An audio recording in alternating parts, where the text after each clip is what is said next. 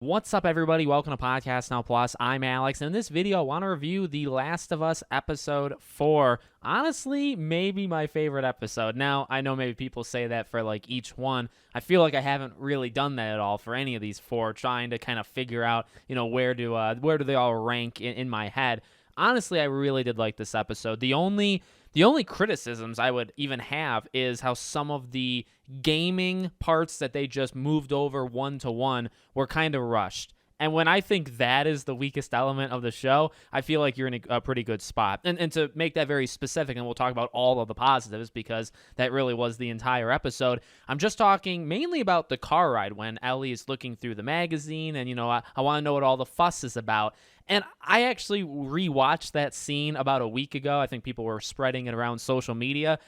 Ashley Johnson, Troy Baker just do such a good job in, I guess, Troy in that sense of just like the awkwardness of Joel being like, and then, I'm just messing with you. I'm just effing with you, right? I love that scene. I think that's obviously an iconic scene. And I liked, and I really want to make this clear, all the one-to-one scenes from the game that they've, moved over to the show, I think have been incredible. I think it was good. It just felt very, very rushed, and I couldn't help but thinking I like the Ashley Johnson, Troy Baker version better. But with that being said, I appreciate them having it. I also loved in the very beginning when she pulls out, when Bella Ramsey's Ellie pulls out the pun book and she starts reading it. I looked to my wife and said, they did it, and they did it organically. They made it like perfect, that it just made sense that she would start kind of riffing off of it. And I loved it. I was smiling.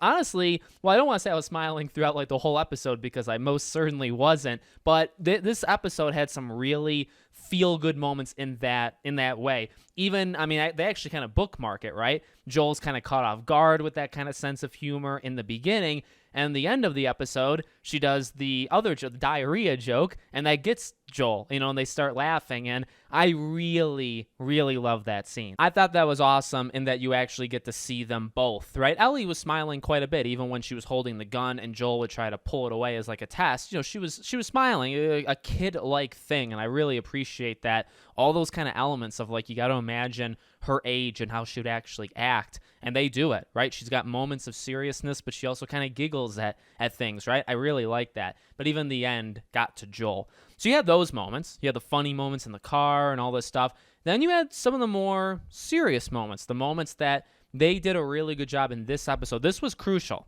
okay? This episode was crucial because in the game, throughout the entire thing, and it's a long game, so you learn to love these two characters, and you also learn that they start to love each other, right? And it takes a while, but just because you're going through and there is a lot of jokes, there's a lot of downtime, there's a lot of side conversations, there's a lot of time to build up this relationship that factually you don't have in the show. And using a whole episode on Bill and Frank, not to go back to the past, while good, the only negative I said about that episode was you're taking away from development time from these two, right? Pretty important. And so this episode, I'd maybe imagine was kind of make or break. You really got to make us care, not just about them individually, but you have to make us believe that they're starting to get closer to each other, because you haven't really done that yet. I would say that through the first 3 episodes, there's not a great sense that these two are starting to like each other. And this episode did it, right? Really from the beginning. You can tell Joel cares. He kind of stays up. He's a little bit more paranoid, basically,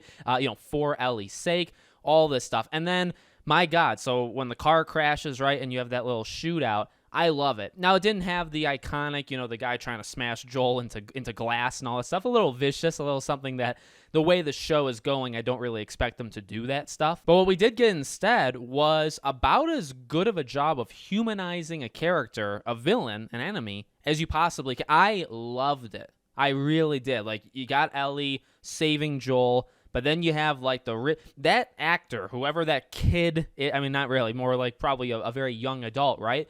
That guy was awesome. Absolutely awesome, because I just think that's very, very believable. He is terrified. He has lost. He now has, he doesn't have the upper hand anymore. And he knows, once Joel kind of collects himself, he knows what's happening. So throwing his knife on the ground, even just the small dialogue, here, you can have my knife. It's a good knife. My mom, she's part of the settlement. We'll trade you. We can be friends. What's your name? I'm, I forget his name, but, I'm Brian or whatever. What's your name?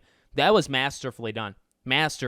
And that really, I feel like, took a page from the second game, kind of trying to humanize, right? All the enemies, they know each other's names. They're like, Frank, no, you're gone. They can do that stuff, right?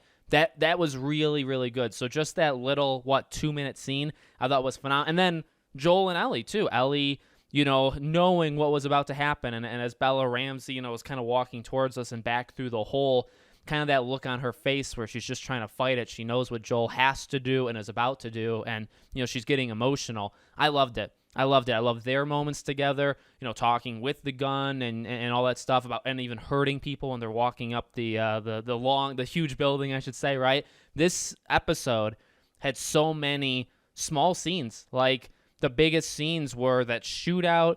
You had the little interrogation with a doctor that I actually thought was really well done as well to get to Henry. Like, there was just all the parts to it. Jeffrey Pierce, Tommy, right, being in it. Man, he looks awesome, and I thought he did a really, really phenomenal job. So we'll obviously, get a little bit more of him in episode 5, part 2 to this one. And then I assume he's not going to make it. That's just a personal prediction of mine. But I thought he actually did a really, really amazing job. This was great. This was a character-driven, a lot of dialogue, a lot of kind of moving parts, but just a really well-done episode. So, like I said, I mean, truly, you needed to nail that relationship, and each episode needs to make them kind of get closer. We're getting closer to Joel's injury, right?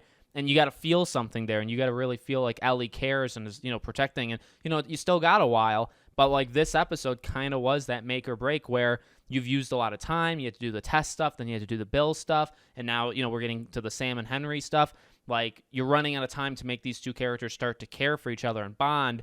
This episode was a huge amount of it, and I thought they absolutely nailed it. So, the more I think about it, just if you dissect every single scene, I really do think this was probably consistently the best episode of the season, at least I would say. So let me know what you guys think in the comments. Make sure you guys are subscribed, bell icon turned on, and I'll see you all on next week's review.